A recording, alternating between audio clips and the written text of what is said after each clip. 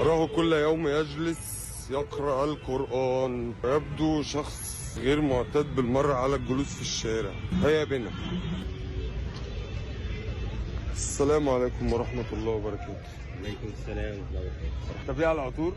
ايوه اقدر يا باشا. لي صديق يعاني من مشكلة إفرازات غازات كريهة. العطور مالهاش دعوة بالموضوع ده. كيف يا رجل؟ لا الحاجات دي عايزة دكتور.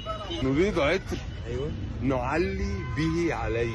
أتستطيع أن تصنع لي رائحة البيض المسلوق؟ طب ده ما بيبقاش عطر ده. أراك كل يوم وأنا ذاهبا إلى العمل وأنت جالس هنا. أنا أستطيع أن ندخل السيارة أتحدث معك قليلا؟ ليه بقى؟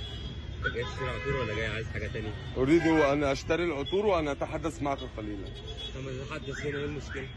صوت مزعج كثيرا. لا قول لي انت عايز عطور ولا عايز حاجة تاني؟ أريد أن أتحدث معك يا رجل. ماذا بك؟ ماذا بك؟ تعالى يا باشا تنورنا.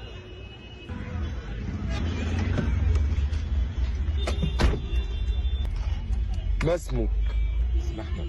أرى من وجهة نظري التي تكاد تكون لا شيء أنك غير معتاد على الجلوس في الشارع هكذا.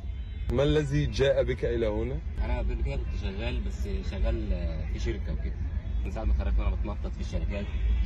اشتغلت شوية محاسب، شوية مندوب مبيعات، بس فجت فترة كده قلت لا أنا عايز أشتغل مع نفسي. قلت لا أنا لازم أتعلم حاجة، فرحت كده كلمت ناس إخوة في العاشر من رمضان شغالين في نفس مجال العطور، فطلبت منهم إن هم يعلموني المجال وكده. فقعدت معاهم حوالي شهر كده أتعلم هم بيشتغلوا إزاي وبيجيبوا حاجاتهم منين، وكانوا مرحبين بالموضوع جدا وساعدوني جامد. بعد كده بقى قلت بقى أنزل اسكندرية بقى أرجع تاني اسكندرية وأشتغل في المجال. لقد استعنت بالله الحمد لله. وكفى بالله معين، كفى بالله وكيل. الحمد لله.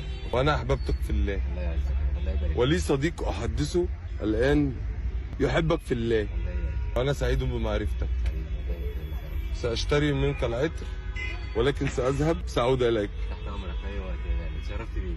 استأذنك. اتفضل يا غالي.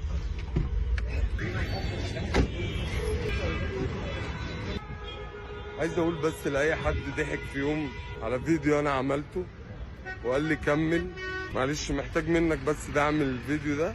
ممكن يكون الفيديو ده مرحلة تحول في حياة أحمد، وممكن زي ما كنت سبب في ضحكتكم أبقى سبب في رزق الراجل ده، ودي حاجة يعني هبقى مبسوط بيها جدا جدا جدا لو عملتوها لي بأمانة.